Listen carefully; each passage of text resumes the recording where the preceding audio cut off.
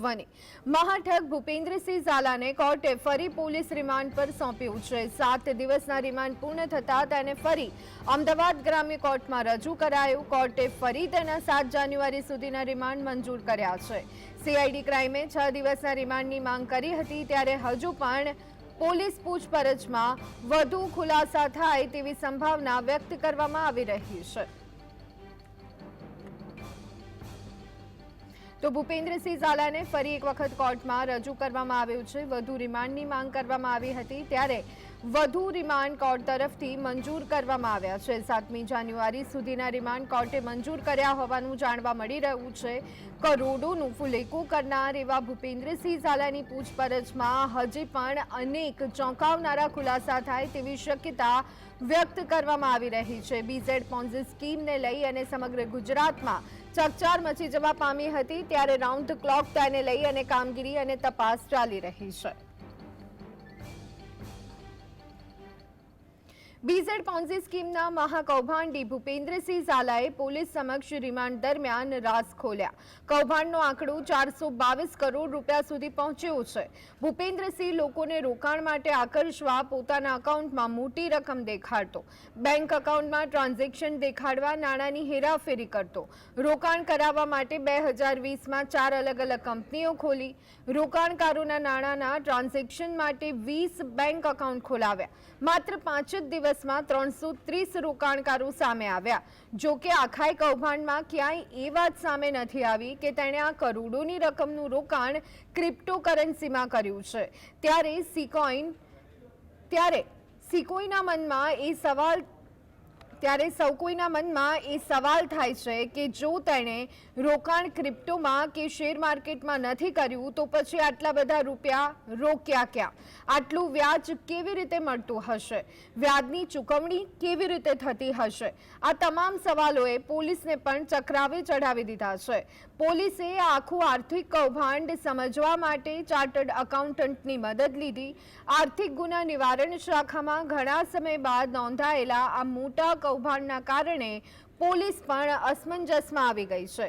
પોલીસને મૂંઝવણ છે કે આ રૂપિયાનું સર્ક્યુલેશન કેવી રીતે થઈ રહ્યું છે। અત્યાર સુધીમાં રોકાણકારોને 250 કરોડ રૂપિયા ચૂકવી દેવાયા છે, જ્યારે 172 કરોડની રકમ ચૂકવવાની બાકી હોવાનું પોલીસ તપાસમાં સામે આવ્યું છે। તો આ સંદર્ભે વધુ વિગત મેળવી લઈએ। સંવાદદાતા વિરેન્દ્રસિંહ ભાટી જોડાઈ ગયા છે। વિરેન્દ્ર, ભૂપેન્દ્રસિંહ ઝાલાના વધુ રિમાન્ડ મંજૂર થયા છે, ચોંકાવનારા ખુલાસા હજુ પણ થાય તેવી શક્યતા, શું વિગતો? બિલકુલ ભી ધ્વનિ કે ભૂપેન્દ્રસિંહ ઝાલાની ધરપકડ કરવામાં આવી ને ત્યારબાદ નામદાર કોર્ટ સમક્ષ રજૂ કર્યા બાદ તેને 7 દિવસના રિમાન્ડ આપવામાં આવ્યા હતા। તે 7 દિવસના રિમાન્ડમાં અલગ અલગ ખુલાસા થવા પામ્યા હતા। તેની અંદર હાલ જે પોલીસ સૂત્રો પાસેથી જે માહિતી મળી રહી છે ધ્વનિ, તે મુજબ જોવા જઈએ તો નવેમ્બર મહિનાની અંદર તે ભૂપેન્દ્રસિંહ ઝાલા ગુજરાત ટાઇટન્સની ટીમ ખરીદવાની તૈયારીમાં હતો। તે સૌથી મોટા સમાચાર હાલ મળી રહ્યા છે, કારણ કે ભૂપેન્દ્રસિંહ ઝાલા દ્વારા ટીમ ખરીદવાની એટલે કે ગુજરાત ટાઇટન્સની ટીમ ખરીદવાની તૈયારી પણ બતાવી હતી। 7 દિવસના રિમાન્ડ પૂરા થતા તેને આજરોજ નામદાર કોર્ટ સમક્ષ રજૂ કરવામાં આવ્યો હતો।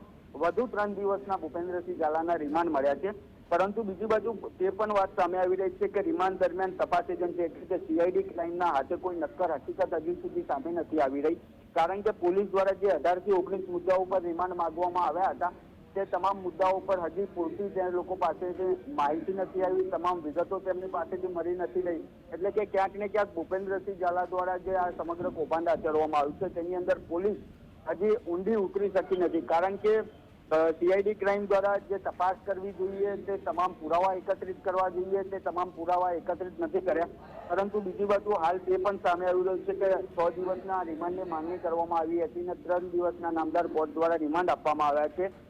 તેની અંદર 10 જેટલા કારણો સીઆઈડી ક્રાઇમ દ્વારા આપવામાં આવ્યા હતા, જેની અંદર બીઝેડ વેબસાઇટ ઉપર જે 11,000થી વધુ લોકોએ નોંધણી કરાવી હતી ને જે લોકોએ ઇન્વેસ્ટમેન્ટ કર્યું હતું તે સામે આવ્યું છે। તેની સાથે સાથે 11,000 જેટલા જે લોકો હતા એ તમામ લોકોની તપાસ આદરવામાં આવી છે। તેની સાથે સાથે ઘણા ખરા લોકોને બોલાવવામાં પણ આવ્યા છે, નિવેદન લેવામાં આવ્યા છે, એફિડેવિટ પણ કરાવવામાં આવી રહ્યા છે, પરંતુ તેના આ જે નાના ઉઘરાવવામાં આવતા હતા તે નાના તમામ લોકો સુધી વ્યાજ દરે કેવી રીતે પહોંચાડતો હતો, કારણ કે તેના દ્વારા ઘણી ખરી જગ્યાઓ ઉપર રોકડની અંદર વ્યાજ આપવામાં આવતું હતું, તે પણ તપાસની અંદર સામે આવ્યું છે. અને આ જે 300 અને 100 રૂપિયાના સ્ટેમ્પ ઉપર ભૂપેન્દ્રસિંહ ઝાલા દ્વારા સહી કરાવવામાં આવતી હતી. આ તમામ મુદ્દાઓ અને જે વ્યાજ આપવાની જે તેની આવડત હતી 1% થી લઈને 5%, એ તમામ મુદ્દાઓ ઉપર તેના રિમાન્ડ 3 દિવસના લેવામાં આવ્યા છે. પરંતુ સૌથી મોટો સવાલ ધ્વની એ ઉપસ્થિત થાય છે કે ભૂપેન્દ્રસિંહ ઝાલા અત્યાર સુધી ફરાર હતો. તેની સમગ્ર ઘટનાક્રમ એટલે કે 34 દિવસ બાદ તેની ધરપકડ કરવામાં આવી મહેસાણા પાસેથી. નામદાર કોર્ટ સમક્ષ રજૂ કરવામાં આવ્યું, 7 દિવસના રિમાન્ડ માંગવામાં આવ્યા. 7 દિવસ સુધી સીઆઈડી ક્રાઇમે શું કર્યું? સૌથી મોટો પ્રશ્ન એ ઉપસ્થિત થાય છે, કારણ કે તેની પાસેથી ઘણી ખરી તપાસ હજી તે લોકોને કરવાની બાકી છે તેવું કોર્ટમાં તેમના દ્વારા કહેવામાં આવ્યું. તો હજી સુધી જે મૂળ સુધી પહોંચવાનું છે તે સીઆઈડી ક્રાઇમ પહોંચી નથી રહી, અથવા તો આંખ આડા કાન કરવામાં આવી રહ્યા છે. કારણ કે 18 થી 19 મુદ્દાઓ ઉપર તેમને ગયા શનિવારે રિમાન્ડની માંગણી કરી હતી, તેમને રિમાન્ડ આપવામાં આવ્યા. તો શા માટે આટલો વિલંબ થઈ રહ્યો છે?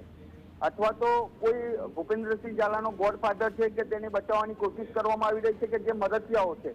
કારણ કે અત્યાર સુધી તેવું સામે આવતું હતું કે પોલીસ ડિપાર્ટમેન્ટ હોય અથવા તો રાજકીય નેતાઓ હોય તેમનું ઇન્વેસ્ટમેન્ટ હતું. શા માટે તે હજી બહાર નથી આવી રહી? પોલીસ દ્વારા આ જે એજન્સી છે સીઆઈડી ક્રાઇમ દ્વારા તેને ડાંગ પીછોડો કરવામાં આવી રહ્યો છે. અવનવા મુદ્દાઓ સામે આવી રહ્યા છે, કારણ કે આજે રોજ જે 11,000 લોકોની વાત કરવામાં આવી છે, જે જ્યારે તેને ગયા શનિવારે રિમાન્ડમાં માંગણી કરવામાં આવી હતી ત્યારે પણ કરવામાં આવી હતી. અને 230 રોકાણકારો જે હતા તેમાંથી 25 થી 4 કરોડનું રોકાણ કરવામાં આવ્યું હતું તેવી વાત કરવામાં આવી. જી આભાર વિરેન્દ્ર, અમારી સાથે જોડાવા બદલ.